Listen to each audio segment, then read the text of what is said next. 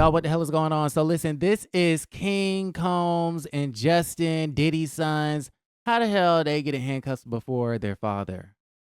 How the hell that happened? Y'all, they have simultaneously raided the Miami home, the Los Angeles home, everybody's house.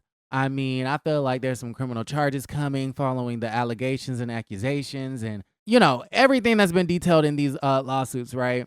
But this is crazy.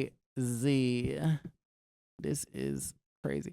Okay, listen. Do y'all want to see the video? They have aerial shots and helicopters and Homeland Security and LAPD and everybody is out here, y'all. Hold on. Following the Department of Homeland Security conducting a raid at a house in Holmby Field Hills, believed to be connected to Sean Combs, perhaps being linked to a sex trafficking investigation. He got some shots of a few people coming out of the home. Those people have been detained. Now, we're trying to still connect the dots. We do have some sources on scene here that we're getting this information. They detained everybody that was in that house. It was 3 men. I don't know who the third one is. Y'all see this photo on the left? I don't know who that man is behind them, but the 2 in the front, those are Diddy's sons. We were actually the first ones here with about 30 different law enforcement vehicles at least. There are 3 Bearcats on scene. Like, what? Who is that? Here, this just all unfolded, Sandra, I would say, less than 10 minutes ago. We got here even before the crime scene tape came up. So we're just down the hill. If you look up this street where Tony is right now to the right, you'll see one of those Bearcats and law enforcement. And on the other side of those bushes, basically, is that home that is registered to Bad Boy Films, which is part of Bad Boy Entertainment. And the home in particular is registered not only to Bad Boy Films, but to one of P. Diddy's daughters. They are heavily armed, and they've been very tactful, would probably be the best word to use, as they made entry into this home this afternoon. We actually watched them as they made their way through one of these side gates, and as soon as they got inside the home, one of the first things they did was made their way into this garage that you see is open right there. Now, they did take a couple people into custody. We witnessed that. Now, are they under arrest? Are they just being asked about what they know? That I can't answer, but I can tell you there's 3 people right there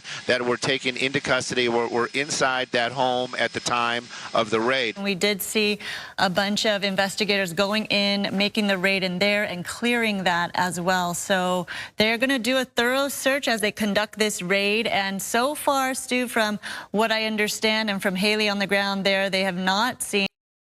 Okay, listen, I'm reading Fox 11 and their website, and they kind of detail what the hell is going on. Obviously, there's a raid in Miami and, Los Angeles as well. And connection to these allegations that Diddy has been drugging young women, and that the agency is likely looking into alleged crimes committed in multiple states. But remember, all of this started off with the Cassie thing, and I still feel like Cassie knew what she was doing. I don't think she ever intended to really go to court and really see a judge, right, or ever go to trial or anything like that. And I know there were a lot of, victims and spectators who were disappointed in the situation that she settled so fast. But I think she was always going to settle. I think the reason why she did it was to kind of low-key be a whistleblower, because look at everything that's been happening ever since. It started off with the Cassie lawsuit way back in, what was that? When did she file that lawsuit? Was that like November of 2023? Y'all know they dated from 2005 to 2018. And in the lawsuit, she detailed years of alleged abuse and then settled that lawsuit the next day. All right. Then just a week later, 2 more women came forward and accused the hip hop mogul of sexual abuse in a separate lawsuit. They both filed in November of 2023 on the eve of the expiration of the Adult Survivors Act, a New York law permitting victims of sexual abuse a 1-year window to file civil action regardless of the statute of limitations. I mean, the timing is impeccable. What are the odds that this, law is coming to a close and that all of this is coming out? I mean, is it a coincidence, or was this by perfect design? The filings detail acts of sexual assault, beatings, and forced drugging allegedly committed in the early 1990s by Combs, right, when he was coming up. One of the accusers, Joy Dickerson, was 19 at the time. She attended Syracuse University. She agreed to meet Combs at a restaurant in Harlem in 91.